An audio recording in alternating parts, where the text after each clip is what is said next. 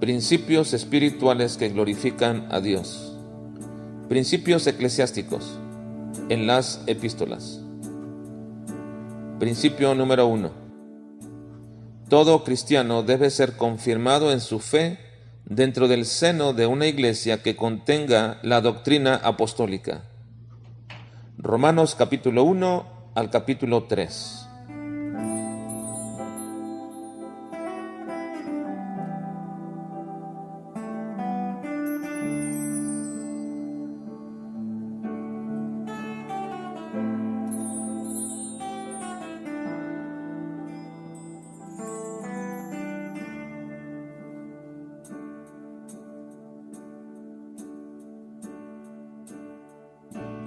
Existe cierta diferencia entre la doctrina apostólica y la sana doctrina.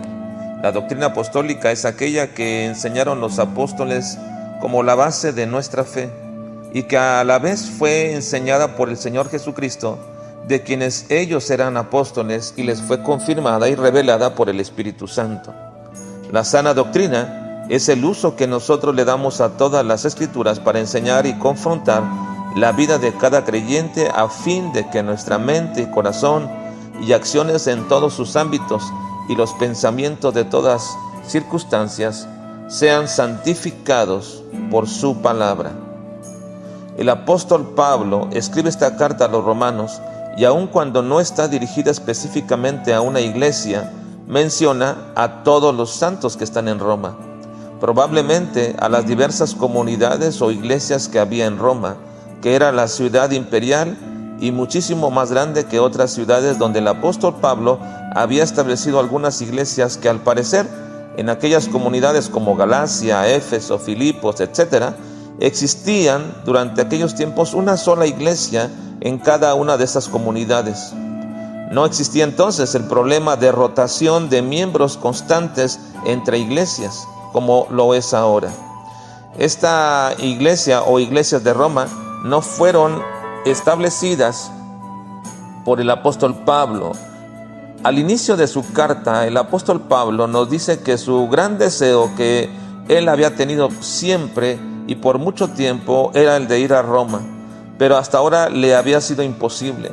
Cuando Pablo escribe esta carta, lo hace aproximadamente en el tiempo del tercer viaje misionero. Pablo había sido convertido aproximadamente en el año 35 después de Cristo y pasó unos 10 años estableciendo iglesias por todo el mundo mediterráneo, y estaba por concluir su labor misionera con el tercer viaje misionero por el año 56 después de Cristo. Y en esta fecha es que aproximadamente escribía a la iglesia de Roma, a una iglesia que tiene un gran deseo de conocer y que por fin lo hará cuando sea llevado preso hasta Roma. No pudiendo ir entonces, dice que la razón de esta carta es para confirmarlos en la fe.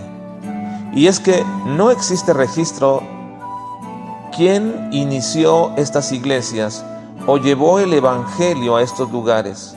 Aun cuando la tradición católica dice que fue Pedro, no existe ningún registro de que esto sea así.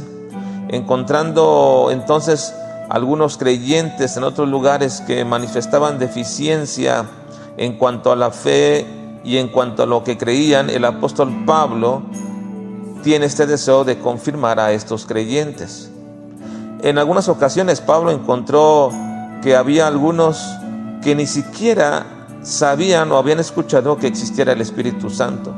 Así que Pablo escribe esta carta para presentar uno de los más importantes y completos compendios de la doctrina cristiana. Y eso es lo que encontraremos en esta carta a los romanos: una exposición de la doctrina apostólica, declaraciones teológicas profundas acerca de Dios y de su obra redentora, su gracia soberana, la inescrutable manifestación de su misericordia, justicia, elección y redención. En fin, todo cristiano verdadero que necesita establecerse en una iglesia deberá sopesar o evaluar no cuáles son sus instalaciones, ni la cercanía que tiene con ella, tampoco las relaciones sociales dentro de esta iglesia, ni sus proyectos o visión para los próximos años. Todas esas cosas son buenas y no deberían pasar desapercibidas, pero si algo debe ser la razón principal por la cual se ha de establecer en una iglesia es porque allí se enseña la doctrina apostólica. Y esa es la única forma en que un cristiano es confirmado en su fe.